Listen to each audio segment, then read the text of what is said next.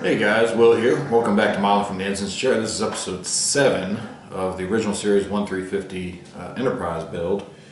And I've got some more work done today. I had a little bit of an extended week off today, which I wasn't expecting. So I figured I'd get a couple more things done and put something out before the end of the weekend. I've gotten some more work done on my secondary hull. I started working on the Warpnacelles. And I got a couple other things I want to talk about. Some stuff with the Shuttle Bay here that I've been having some issues with. So give me a minute, put you on the table, we'll get to work. Alright guys, so first thing here, let's talk about the Shuttle Bay a minute, because I've had so many problems with it, and a lot of it has to do with rookie mistakes. But I've been working on this and put it together, didn't like the results, tore it down, did some changes to it, put it back together, and still not very happy with it.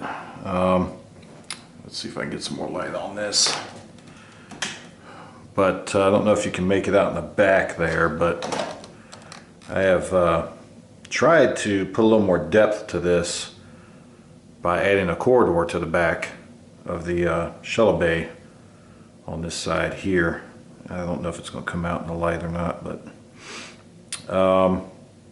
didn't turn out too bad, but I'm still not completely happy with the Shuttle Bay. One problem I had with it was, and again this is my mistake, because I like to use the my heat gun to kind of speed up drying times, and the mistake I made was when I was drying these, I totally melted the roof part, the clear part for the roof. So I had to get creative. Fortunately, the center part itself wasn't damaged too bad. So what I had to do was take the kit part, which is opaque, and cut out the center part, and then I just stuck the and glued the clear roof part on in the middle there, and it worked out pretty well. So I was able to fix that issue. Well, the other issue I ran into was the Shuttlecraft.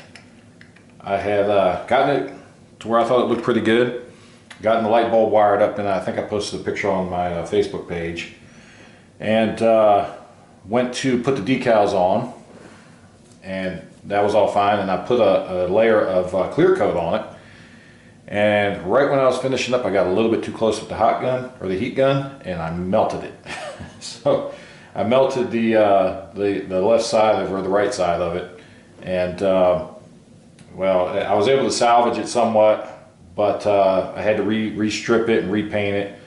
And when I went to put the second decals on, like I said, I've been having issues with these decals, the Portlands that come with the kit, ripping, just tearing before I can even slide them off. And it's not that they're not loose; they slide fine. They just disintegrate as soon as I touch them to slide them off. And so I just, with that messing up, I just decided, you know what, it's just not worth the headache right now. I kind of want this to be a simple build.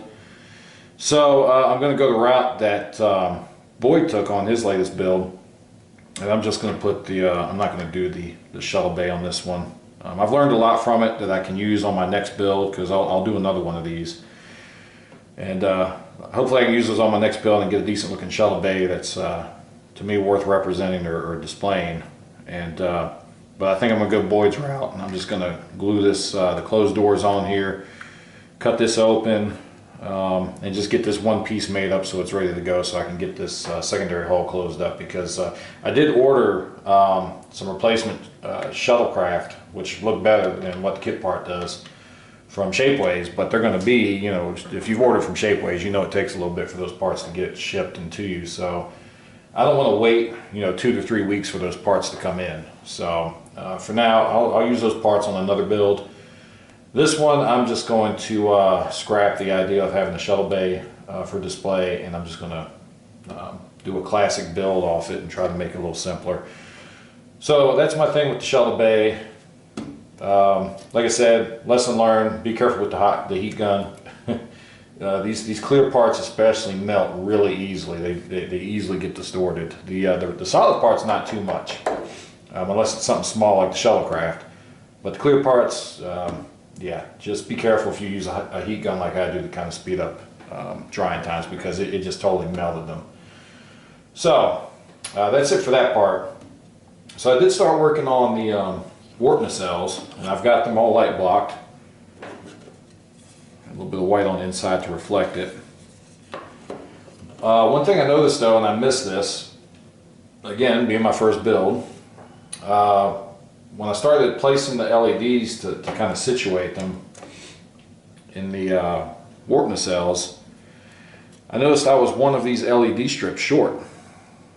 Well, looking back at the directions, and this is what I get for looking at the pictures and not reading the directions thoroughly, it definitely says that if you're lighting the inboard nacelles, omit forward strip LED and replace with 2 copies of wire. Replace the 2 copies of wire C with a wire D.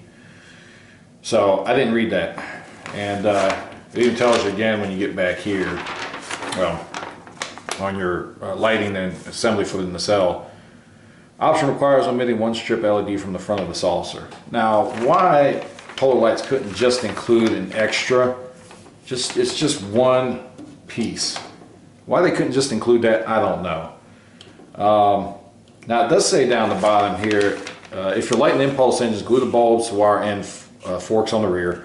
Wrap wires through the interior wire end saucer. If using this option, lights in the cell should not be installed. So I'm wondering if that means, to me that means that if you light your impulse engines, you can't light the nacelles with this kit. So, which means it doesn't make much sense to me. You know, you would think they would make it to where you could do either option or both if you wanted. I'm actually going to light the nacelles on this, but I'm going to do it separately like I do with my refit builds. I don't necessarily want the grills to be lit up all the time.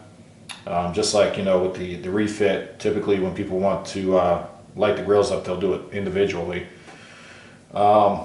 So I'm gonna light these up separately. Fortunately, I have a roll of this LED light strip, and I'd have to look and figure out where I got this from. I think I got it from. I'll look and put a link for it down the bottom. I can't remember where I got it from right now. I'd have to look it up. But I have a roll of that, so I was able to replace that. So. The issue I ran into though is the kit only comes with enough wiring to do it either or. So what I've had to do is I've had to go in and actually cut the ends of the wires off. And let me unplug this because I'm sure this light is making it difficult for you to be able to make this out. So what I did here was I clipped the ends off and I just soldered it to each LED strip.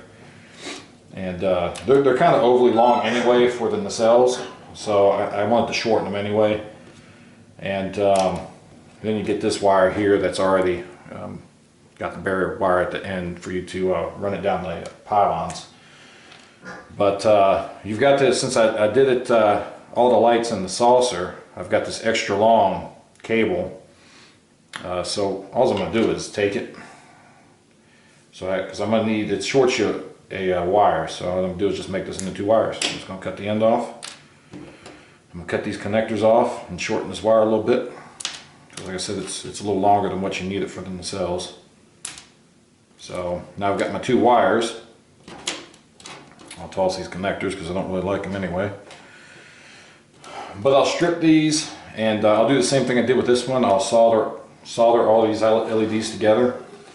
And I'm actually thinking that I'm probably going to place these more up here and just let the light reflect off the white paint, because if you place them here, they're going to show through your grills unless you do a lot of light diffusion.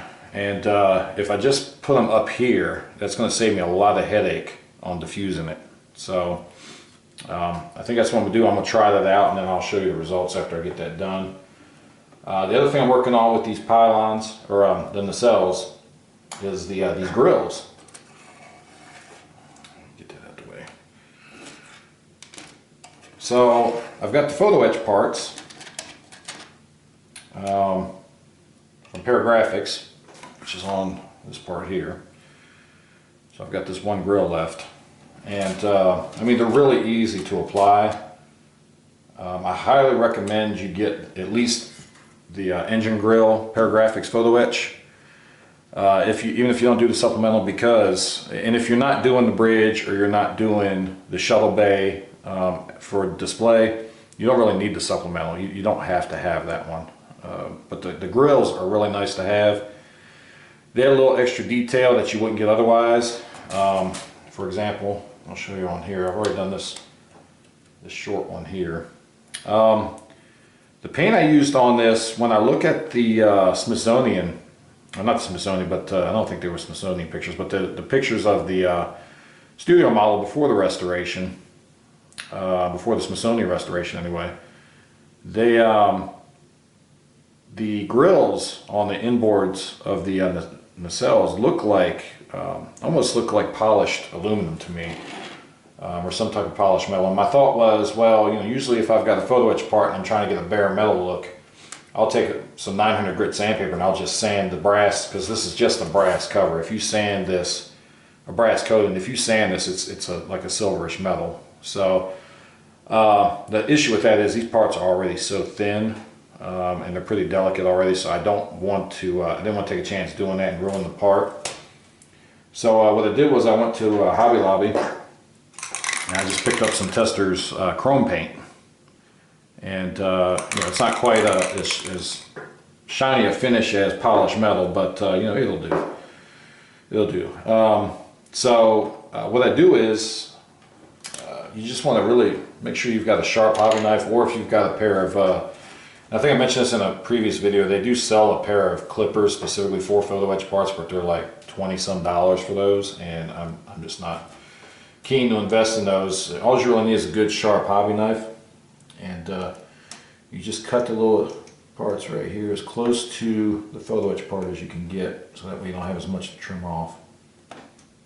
And as long as you've got a sharp hobby knife, you can get these off without bending them or damaging them or deforming them. And so you got your part, and I've got a pair of scissors here, and all I do is I get right on, if there's a little stub left, I can just barely nick it and cut that piece off.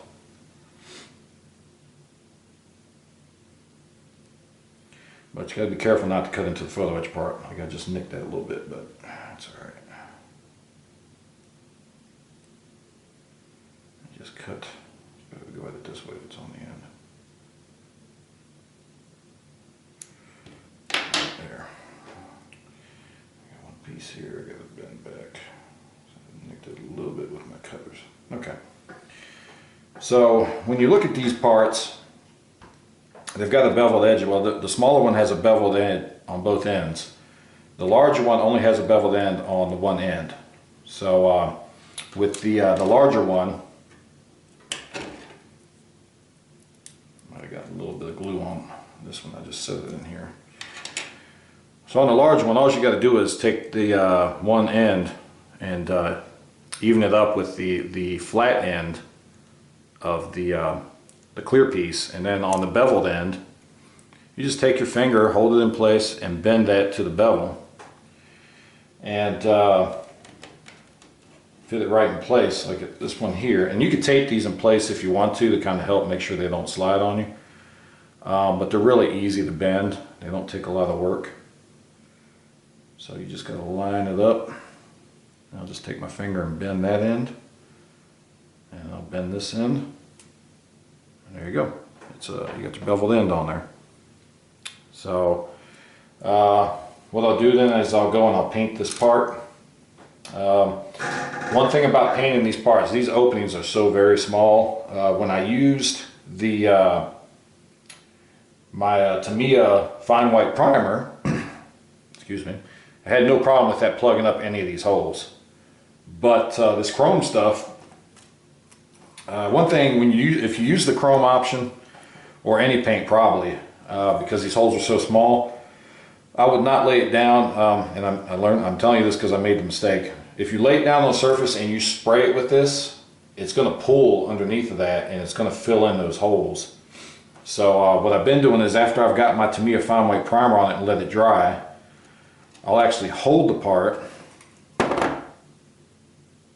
on the edges, and I'll take my chrome, and you want to hold this stuff back quite a ways, otherwise if you hold it too close it's going to plug up these holes again.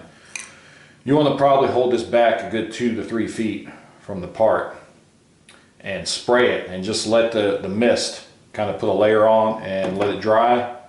Use your heat gun if you want, just be careful not to get too close. Put another coat and just do a couple coats until you're happy with it, and then just flip it around and then do your other half. And then that way, you know, you're not getting any pooling under it and you're not blocking up these holes. Because like I said, it's a fine white primer. I didn't have an issue with that happening, but that chrome paint, it'll plug these holes up real fast if you just lay it down and try to spray it on a flat surface. So yeah, just that's just a little suggestion if you do that part. Now for this part, the clear part, I just want it to be like a light, excuse me, like a light blue. I don't want it to be a very dark blue. So what I did was I took my Tamiya clear, which is an X23 clear blue, and I put it in my airbrush, and I just put a couple of thin coats on the back of it, on the back side of it, and just to show you the difference, why I think these Photoetch parts are worth the money. I'll see if I can get this light down here and get this to show. I don't know how well that's showing up on camera because once again my viewfinder has died on me. But just to hold these parts up, you can see that the Photoetch part, which is in my left hand, just adds a little more detail to it. And I did get a little blocked one right there, I can see, but that's alright. So it adds a bit more detail to it than just doing the plain clear part and painting it blue. So in my opinion, it's worth the Photoetch. It's worth the price for the Photoetch for the grills. Just adds another level of detail to it. So so we got that. I'll go out and I'll get this painted, and what I'll do is I'll take a little bit of CA glue, just a little bit, the slightest amount around the edges of this, and I'll glue this in place. You can also use some microcrystal clear, because that'll dry clear. It won't mess up the clear part like CA glue possibly will. But I just use just the slightest bit of CA glue just around the edge, and then just stick the part on there. So I'm going to get this painted up and glued in place. I'm going to work on finishing my lights and try to get at least one of these nacelles together. And so far I've gotten the one side of the secondary hull, I've gotten all of the windows completely filled in with the UV resin and sanded and flush. And they're good to go, and I've attached the one pylon to the one side so far. The only thing I'm going to say about that, and I think Boyd mentioned it too in his video, is that these where these ends slide in, you're going to have to do a little bit of sanding on these because they are really tight to get into place. So you're going to want to sand these down just a little bit, maybe put a little bit of a beveled edge on the end to help get it in. But they're really tight. So just sand those a little bit and put your glue in there and just slide it in there, and it should go in. And they're already a tight fit, so you probably don't even really need the glue to hold these. Of course you're going to glue them, but to be honest with you, these slide in and they're such a tight fit. And I'm glad they're that way because you don't have to worry about them the drooping or the sagging that you get with the smaller kit. So, but so I'm going to work on. I'm going to get this painted. I'm going to get this nacelle together here, and we'll come back and take a look. Give me a minute. We'll be right back. All right, guys. So I got that other piece painted and put in place, and I've got the. I haven't completely assembled the warp nacelle yet. It's just kind of stuck together right now, but plug it in. You can see it lights up. I'm gonna have to do some more blue on this though. I'm not, the LED is kind of washing out what little bit of blue I put on there, and I think you can see too that it's not evenly lit. There's a little bit of a gap right here, so I may adjust the LEDs that are in here, or I might just add another LED, because like I said, I'm going to power this separately, so I ain't got to worry about putting too much power on this one line. But there's definitely a bit of a gap there, and I don't think if I diffuse it that's really going to make that go away. So I'll take a look at that and I'll work on that. I'll let you know what I work out with that. But the other thing I want to mention too is just now when I put this together, I switched the wires out. I was initially lighting it with this shorter wire, and I decided to go ahead and swap it out with the longer wire that I'm going to need to run up the pylon to the nacelle. And I wasn't getting any power to the lights, so it took me a minute, not too long, took me a minute to figure this out. If you look at these connectors, you'll see they plug in the same direction, but the polarity's different. They've reversed the polarity on these. So this one, or the longer one, I actually have to connect the black to the positive side of the light strip and the red to the negative side. So they've completely manufactured that wrong. This one, the shorter one, is correct. The longer one, though, that has to run up that pylon to the nacelle is wrong. It's the polarity's backwards on it. So I really hope they do a better job with this revision that they're doing on this lighting kit.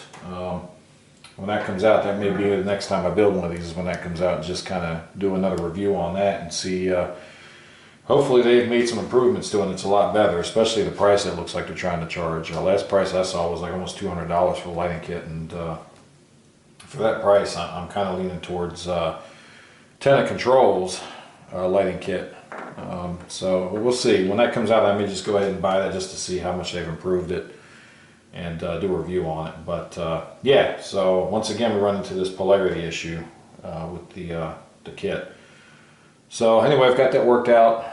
Like I said, I'm going to put another coat of blue on this.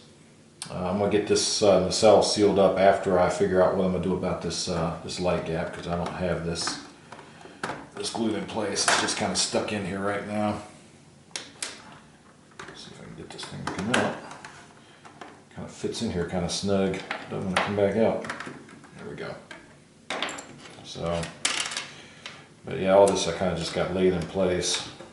And but you can see the light strips in there. There's 3 light strips, and this one is where the noticeable gap is. Right here you've got a little bit of a split in the grills anyway, so this one isn't too bad. But this one you can notice there's a bit of a gap in, so I might have to look and see what I want to do about that. Once I do another coat of blue on here, I'll look at it and see, maybe putting another coat of blue on here will help diffuse a little bit more. And if I can get it to even out that way, I'll do it that way. But anyway, that's what I'll work on. So I'll get that done with this. I'll get this other nacelle together, just the same as this one. And I'm going to finish up the windows on the second half of the secondary hull and get that ready to go, as far as getting ready to put masks on it, get a primer coat on it. And so we'll come back next episode and do a review of this stuff and see where it's at, what I ended up having to do. But just wanted to get something out there before the end of the week. I'm not sure if I'll have time this weekend with me having an extended week off. I may have to do a little extra work this weekend. So anyway, appreciate everybody subscribing. As always, thank you. Those who don't subscribe, hey, you don't have to subscribe, but do me a favor and just down the bottom there, if you like anything or find anything useful on here, hit that like button down the bottom, let me know how I'm doing. But I appreciate everybody's feedback. I've had some good feedback from a couple people on, I'll try to start including the information at the end of these videos as far as materials that I use down the bottom in the notes. So again, thank everybody for watching. Until next time, keep modeling.